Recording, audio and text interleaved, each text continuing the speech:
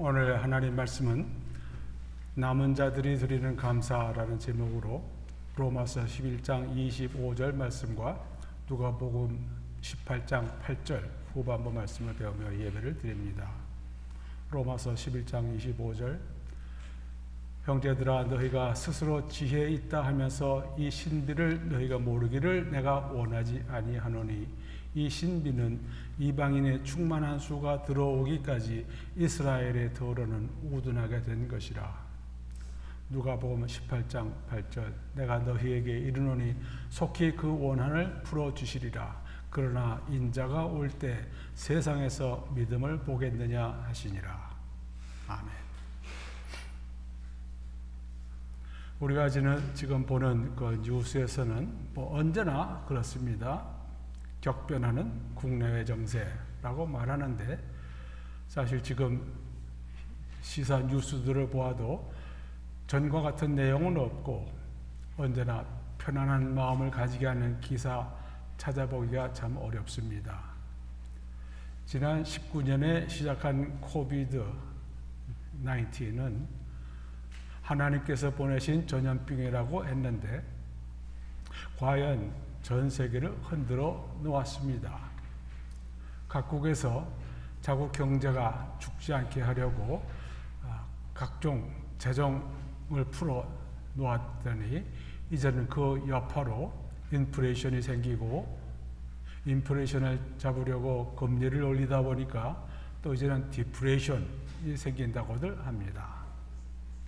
생각지 않았던 우크라이나 전쟁 그리고 하마스가 일으킨 전쟁 여러 가지가 있고 또 중국에 대한 대만 침공 가능성이 또 언급되고 있습니다. 세계에서 이렇게 전쟁에 경제 위기에 금융 위기가 합쳐서 나타나는 경우가 많지 않다고 생각이 됩니다. 지난번 세계 역사가 어디까지 왔느냐를 보려면은 이스라엘을 보아야 한다고 말하는 사람들이 있다고 했습니다. 우리는 이스라엘만이 아니라 미국도 또한 눈여겨보아야 한다고 생각을 합니다. 그래야지 성경 말씀을 돌아보면서 하나님의 시계가 지금 어디쯤 왔는지 짐작할 수 있다고 생각합니다. 왜 미국을 보아야 할까요? 하나님께서 이스라엘을 당분간 옆으로 제껴 놓으신 다음에 이 세상 나라 중에서 축복을 제일 많이 내려주시고 하나님께서 쓰신 나라가 미국이기 때문입니다. 물론 지난번 영국도 하나님께서 많이 쓰셨습니다. 하나님께서 이스라엘을 택하시고 기적을 베푸시면서 하나님의 법을 주시고 하나님의 나라를 세우도록 인도하셨지만 그 모든 축복을 받고서도 우상을 섬기다가 멸망한 이스라엘을 우리는 성경에서 또 역사에서 배웠습니다. 지금 미국이 변해가는 모습을 우리가 봅니다. 세계 최대 강대국, 최부유국 인 미국이라도 하나님을 떠나고 믿음을 떠나면 쇠약해질 수밖에 없다는 것을 우리는 압니다. 우리 크리스천들을 사랑하시는 하나님께 우리가 감사드리며 경외해야 하는 이유를 우리는 알고 있습니다. 우리 믿는 이들이 하나님 역사에서 어느 위치에 와 있는지를 알게 된다면 우리의 신앙생활이 보다 더 적극적이고 하나님을 사랑하고 순종하는 성도들이 될 것으로 믿습니다. 지난번 계시록을 배우면서 그 내용이 너무나 엄중해서 확실한 복음을 듣고 받아들이지 않은 사람들에게 어려울 것 같아서 마지막 큰 심판, 대접 심판을 배우기 전에 잠시 쉬면서 다른 내용들을 돌아보는 것이 좋을 것 같아서 이와 같이 현재 세상을 돌아보려고 합니다. 미국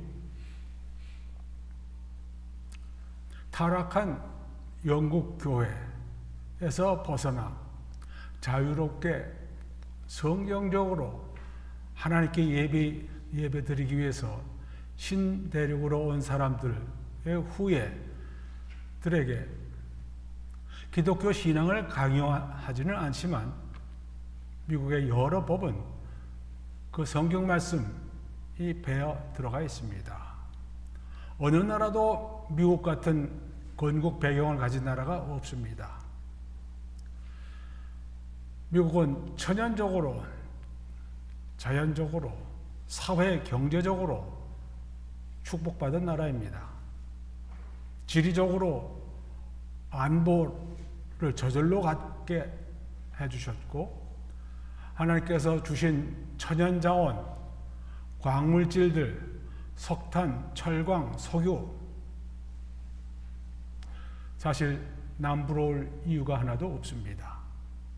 큰 전쟁 없이 미국은 작은 지역에서 시작해서 여러 번 영토를 확장하게 하셨습니다. 성경 기본에 종교를 가질 수 있는 환경을 조성해 주셨고, 안정된 민주 정치 체계를 갖게 하셨고, 안정된 경제, 또한 그에 근거한 여러 학문의 발전, 시간이 지나면서 인본주의가 사회에 침투하고 전통적 미덕이 지금 파괴되고 있습니다. 제가 와서 본 것만 하더라도 감사절 이름을 사용하지 않으려고 하면서 터키데이라고 부르지요. 성탄절이라고 부르기 싫어서 홀리데이, 해피 홀리데이라고 하고 있고, 학교에서 기도 못하게 하고, 낙태 1973년에 대법원에서 낙태를 합법화 시켰다가 50년이 지난 22년 6월 24일에 그 판결을 뒤집었습니다. 그것이 위헌이다. 그러나 미국에서 50년 동안 관습이 쉽게 바뀌어줄 수 없습니다. 반대하는 사람들도 많고, 아마도 이번 대통령 선거에 그 반대한 사람들이 큰 역할을 할 수 있지 않을까 생각을 합니다. 교회가 약화됐습니다. 제가 신학교 들어갈 무렵 한 1992년 3년 벌써 미국에서 교세가 꺾였다는 말들을 했습니다. 그 당시 유명했던 목사들 많이 추문으로 탈락했고, 요즘도 미국의 교세 약화는 계속 진행형입니다. 교회 숫자나 교회 출석 인구, 교단에 관계없이 줄어들고 있습니다. 여러 신학교들 운영의 문제들이 있다고 듣습니다. 트럼프 대통령 임기 중에 교회 출석 인구가 가속화되었다는 조사가 나왔습니다. 이미 서서히 진행되고 있던 감소 추세가 이때 가속화되었다는 것입니다.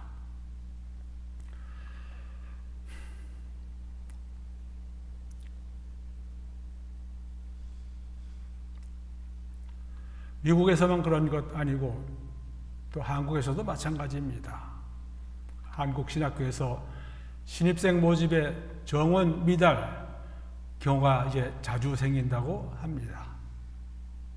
제가 신학 공부를 시작할 때는 한국에서 남편감으로 제일 좋은 직업을 가진 사람들 중에 목사가 두 번째로 인기가 좋았었습니다.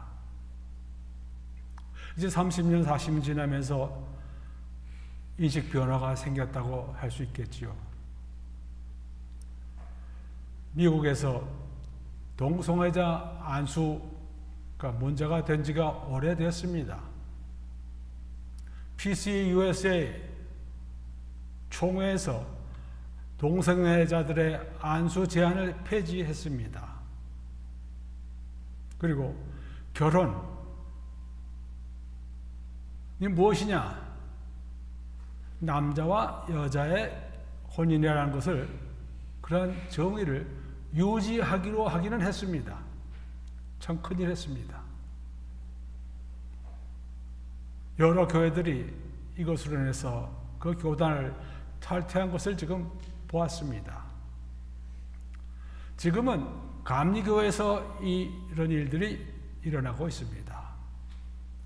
LGBT 크리스천들의 결혼식, 그리고 목사 안수에 UMC가 교단에서 허가를 하면서 지금 교단에서 나오려는 그런 교회들이 지금 많이 생겼다고 보고 있습니다.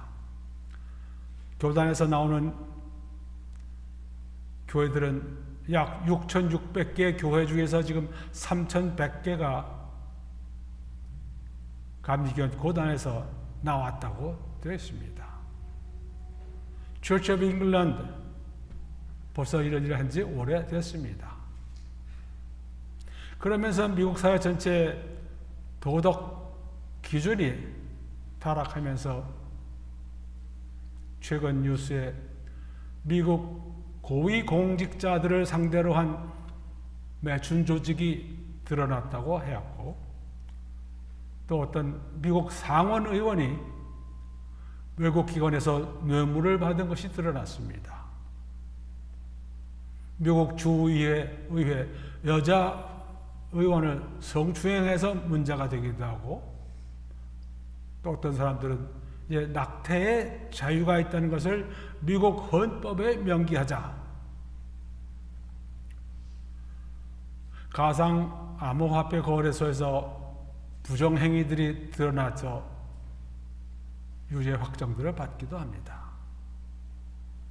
어느 나라건 도덕 기준이 무너지면서 살아남을 사회는 없습니다.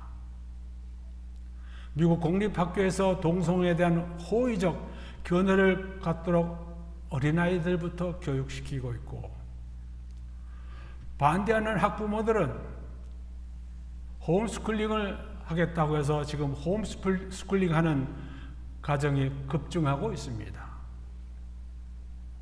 여러분 잘 아시는 것처럼 대중 화장실을 이제 남자, 여자용에서 남녀 공용으로 바꾼 것은 오래되었고, 학생들이 성전환 수술을 원해서 할 때 부모에게 알릴 필요도 없고 학생이 원하면 하는 것이고, 학생을 부르는 대명사 he, she, 지금 이런 대명사를 쓰지 않으려고 하고 있습니다. 성경에서 하나님께서 엄하게 금하신 일들을 여기서 여러 군데에서 여러 가지 모양으로 행하는 것을 우리가 봅니다. 하나님은 거룩하신 하나님이시고, 하나님은 결코 힘없는 하나님이 아니십니다. 틀린 것을 보시면 반드시 역사하십니다. 제가 접하지 못하고 알지 못하는 주제들이 너무 많아서 더 이상 하지 않고 여기서 그치려고 합니다. 출애굽을 하고 계명과 율법을 바꿔서도 우상을 섬기다가 멸망한 이스라엘을 우리가 보면서 미국이 어떻게 이렇게까지 타락할 수가 있을까 생각해 봅니다. 앞으로 미국이 얼마나 오래 지금까지 누렸던 세계 최강국, 최부유국의 위치를 유지할 수 있을는지 우리는 압니다. 그렇게 될 수가 없다는 것을. 예수님께서 말씀하시기를 내 마음을 다하고 목숨을 다하고 뜻을 다하여 주 너의 하나님을 사랑하라. 이것이 크고 첫째 되는 계명. 하나님 말씀에 순종하는 사람들이 하나님을 사랑하는 사람들이고, 그런 사람들에게 하나님께서는 반드시 축복을 내려주십니다. 하나님 백성이 많은 날에 많은 축복을 내려주십니다. 둘째도 그와 같으니 내 이웃을 내 자신같이 사랑하라. 이웃을 사랑해서 복음을 전하는 나라와 백성에 하나님께서 축복 내려주십니다. 하나님 말씀을 배우고 전하려는 나라와 사회에 축복을 주신 경우를 우리는 여러 번 봅니다. 미국은 지금까지 세계 선교사 파송 숫자로 첫 번째 나라입니다. 200여 년 동안 그렇게 해왔습니다. 지금도 약 40만 명의 해외 선교사들 중에 12만 7천 명을 보낸 나라라고 되어 있습니다. 그 선교사들이 다 다른 것들을 선교하지요. 그 중에서 우리 같은 복음주의 선교사들은 약 6만 명 정도라고 되어 있습니다. 이제 미국이 선교사들 숫자에서 감소하면서 미국 말고 제3국들에서 선교사들을 증가해서 보내고 있습니다. 그 중에는 브라질이 들어가 있고 한국도 있고 필리핀도 들어가 있습니다. 그러면 미국 말고 우리가 또 볼 나라는 이스라엘입니다. 왜냐하면 하나님께서 주 대상으로 역사하시는 나라는 이스라엘이기 때문입니다. 오늘 읽은 로마서 11장 25절, 이 신비는 이방인의 충만한 수가 들어오기까지 이스라엘의 더러는 우둔하게 된 것이라.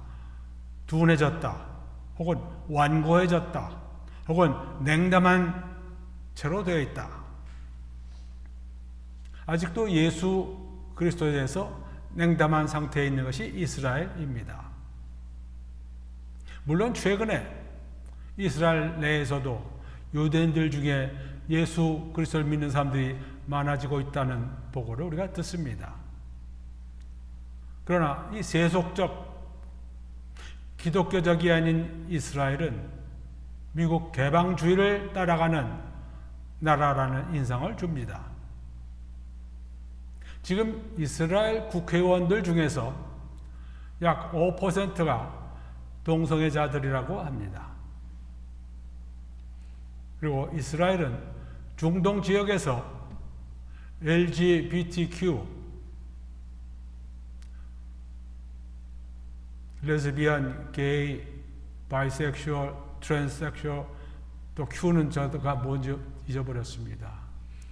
이스라엘은 중동 지역에서 LGBTQ를 인정하는 단 하나의 나라로 되어 있다고 합니다. 누가복음 21장 24절, 예루살렘은 이방인의 때가 차기까지 이방인들에게 밟히리라. 이것이 시작한 것은 우리가 생각하기에 AD 70년 로마 장군 타이러스에 의해서 예루살렘이 포위 함락되고 이스라엘 사람들이 다 잡혀가고 죽임을 당한 그때부터 이방인의 때가 차기까지. 언제가 이방인의 때입니까? 아마도 지금은 이방인의 때가 끝나가고 있지 않나 생각합니다.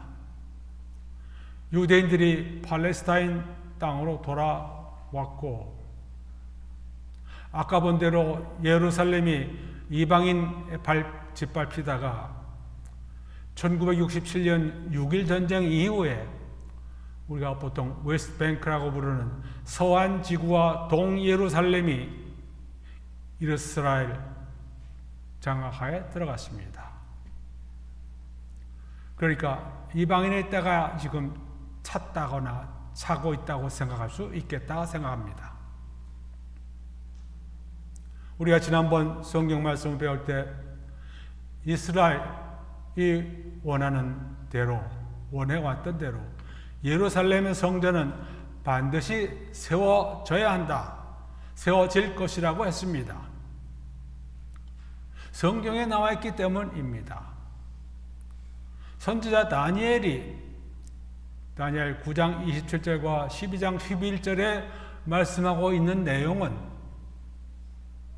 성전이 있어야지 가능한 얘기입니다.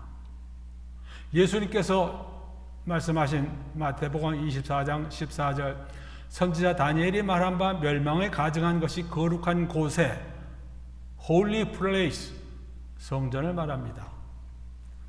선 것을 보거든 그때 유대에 있는 자들은 산으로 도망할지어다.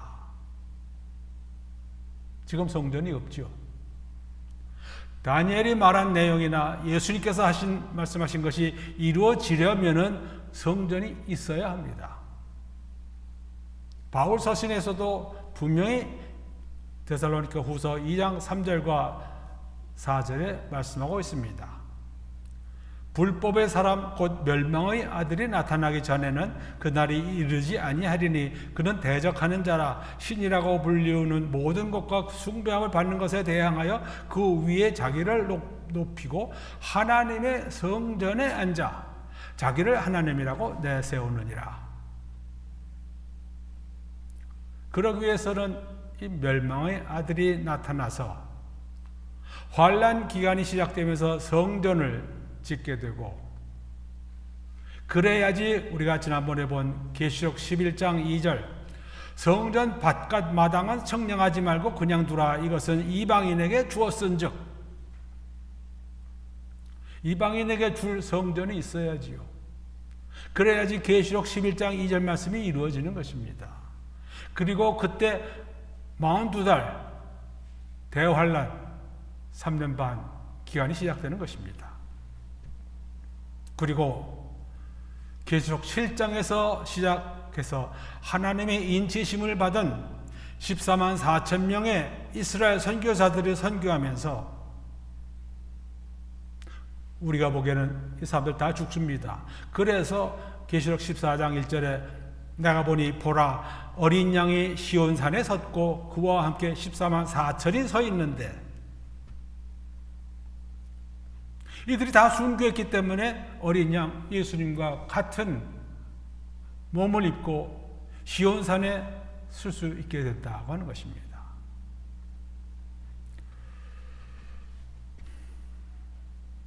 예수님께서 말씀하시기를 누가복음 18장 8절 후반부 인자가 올 때 세상에서 믿음을 보겠느냐. 인자가 올 때 예수님께서 다시 오실 때 세상에서 혹은 지구 위에서 땅 위에서 믿음을 보겠느냐. 믿음이란 예수 그리스도를 믿는 믿음을 말합니다. 구원에 이르게 하는 믿음을 말합니다. 성경에서는 믿음, faith라는 단어가 250번 나오는데 구약에서는 4번밖에 안 나옵니다. 믿음은 신약에서 말씀하시는 것이고 예수님을 믿는 믿음을 말하기 때문에 이스라엘과 관련되는 사랑이라기보다 교회와 직결되는 단어이고 필요한 믿음이라고 우리가 보겠습니다. 예수님께서 다시 오실 때 지구상에서 믿을 사람들이 믿고 있는 사람들이 얼마나 되겠느냐. 우리가 계시록 2장과 3장에서 교회에 보내는 서신을 배웠습니다. 그리고 2장 3장이 끝난 다음에는 교회란 단어가 계시록에 전혀 나타나지 않는다고 배웠습니다. 이것은 우리가 교회가 휴거한 이후니까 성령님께서 내재하시는 성도가 없고 그러한 성도들이 모이는 교회가 없기에 교회라는 단어가 나타나지 않는다고 우리가 믿는다고 했습니다. 미국에서 이와 같이 교회가 약화되고 교회에 나간 사람들 줄어들고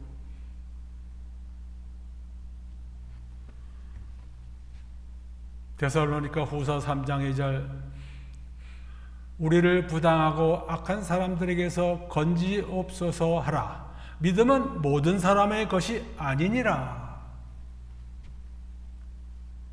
원래 믿음은 다 믿는 것이 아닙니다. 소수만이 믿습니다. 그래서 그 소수를 남은 자들이라고 부릅니다. remnant.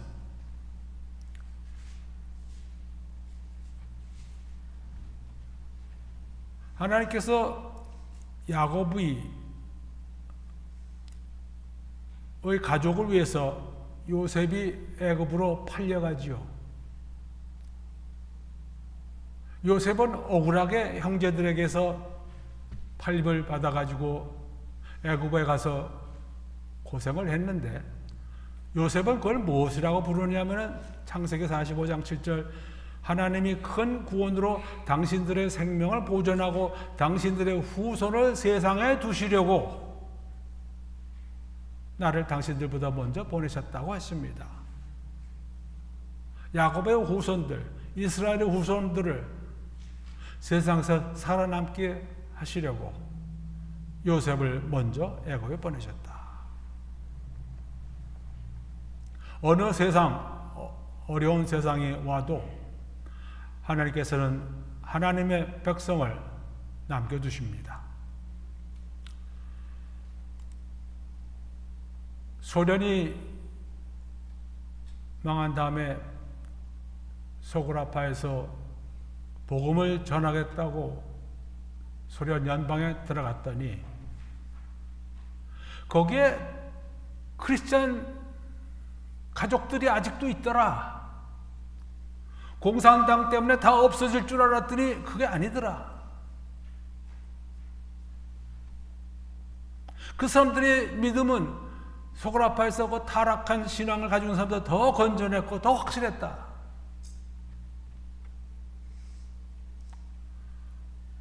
엘리야가 말합니다. 갈멜산에서 거짓 선지자 바알의 선지자들 죽이고 난 다음 겁이 나서 도망을 했더니 하나님께서 뭐라고 그러십니까? 내가 이스라엘 가운데 7,000명을 남기리니 다 바알에게 무릎을 꿇지하고 바알에게 입맞추지 아니한 자들이라. 이스라엘 왕부터 시작해서 바알신을 섬기라라고 했는데 무릎을 꿇지 않은 사람이 7,000명 하나님께서 남겨두셨다고 했습니다.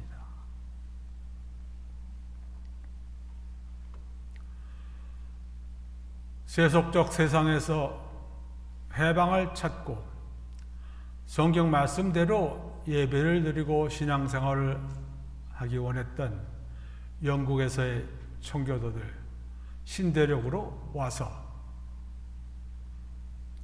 1620년 9월에 메이플라워를 타고 66일 항해하면서 102명이 떠났는데 44명이 다 죽었습니다. 1621년 하나님께서 보내셨죠. 인디안들이 찾아와서 새 농사하는 법을 가르쳐주고 그 농사법을 배우고 추수를 한 다음 이들은 몇 명 안 남은 상태에서 하나님께 감사를 드리는 예배를 드렸습니다. 나중에 이 사람들은 플리머스에서 인디안들을 초대해서 같이 나누고 감사절로 정했습니다. 그에 비해서 감사절, 성탄절 이름을 부르기 싫어하는 미국에서 사는 사람들, 우리는 그런 사람들이 아닙니다. 우리는 감사절 되어서 특별히 이런 날 감사를 드리고 성탄절 기념하면서 지내는 하나님께서 부르시는 남은 자들 되기 원합니다. 우리는 남은 자들입니다. 예수님께서 뭐라고 그러십니까? 너희는 세상에 속한 자가 아니요 도리어 내가 너희를 세상에서 택하였기 때문에 세상이 너희를 미워하느니라. 하나님께서 예수님께서 택하신 사람들을 세상에서 미워합니다. 미워하라고 내버려 두지요. 우리는 그들과 같은 사람들이 될 수가 없습니다. 원래 의롭지 않은 사람들은 하나님께 감사드리지 않습니다. 성경에서 분명히 말씀하고 있습니다. 로마서 1장 21절 하나님을 알되 하나님을 영화롭게도 아니하며 감사하지도 아니하고 하나님을 감사드릴 대상이라고 생각하지 않는 겁니다. 그렇게 많은 것을 받아서 누리면서도 하나님을 알면서도 하나님을 영화롭게도 아니하고 감사하지도 아니하고 말세에 믿지 않은 사람들이 많아졌을 때 디모데후서 3장 2절 사람들이 자기를 사랑하며 돈을 사랑하며 자랑하며 교만하며 비방하며 부모를 거역하며 감사하지 아니하며 거룩하지 아니하며 우리는 이같이 변하는 환경 속에서 살고 있지만 남은 자들이 되었기에 하나님께 감사드려야 할 이유를 참 많이 가지고 살고 있습니다. 하나님의 사랑입니다. 로마서 8장 38절 39절 내가 확신하노니 사망이나 생명이나 천사들이나 권세자들이 현재 일이나 장래 일이나 능력이나 높음이나 깊음이나 다른 어떤 피조물이라도 우리를 우리 주 그리스도 예수 안에 있는 하나님의 사랑에서 끊을 수 없으리라.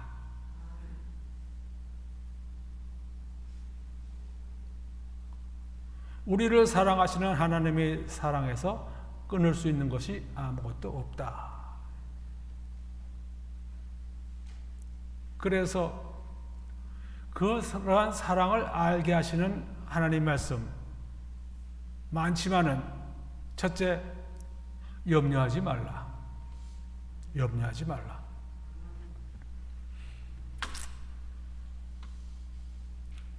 목숨을 위하여 무엇을 먹을까, 무엇을 마실까, 몸을 위하여 무엇을 입을까 염려하지 말라. 목숨이 음식보다 중하지 아니하며 몸이 의복보다 중하지 아니하냐. 그러므로 염려하지 말라. 이는 다 이방인들이 구하는 것이라. 너희 하늘 아버지께서 이 모든 것이 너에게 있어야 할 줄을 아시느니라. 아실 뿐 아니라 마련해 주십니다. 너희는 먼저 그의 나라와 그의 의를 구하라. 그리하면 이 모든 것을 너희에게 더하시리라. 주시리라.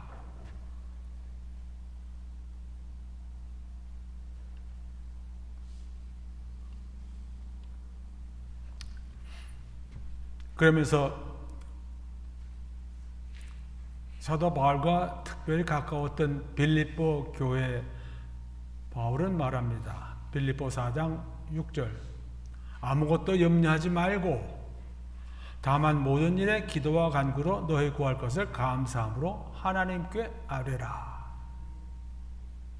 베드로도 같은 말을 합니다. 베드로전서 5장 7절 너희 염려를 다 주께 맡기라. 이는 그가 너희를 돌보심이라.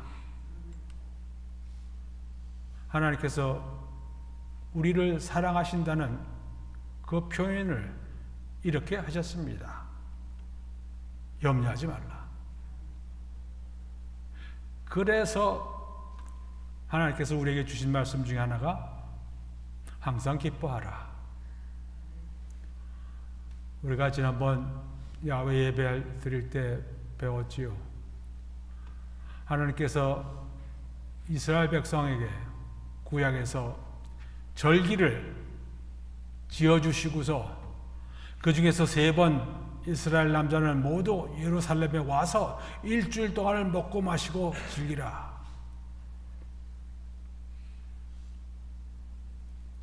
그 말씀에 순종해서 온 사람들이 오순절날 성령님을 받았습니다. 하나님께서는 말씀하셨으면 반드시 다 말씀대로 순종할 수 있도록 마련해 주십니다. 우리가 그걸 못 믿는 거죠. 그러니까 우리가 염려하는 것이고,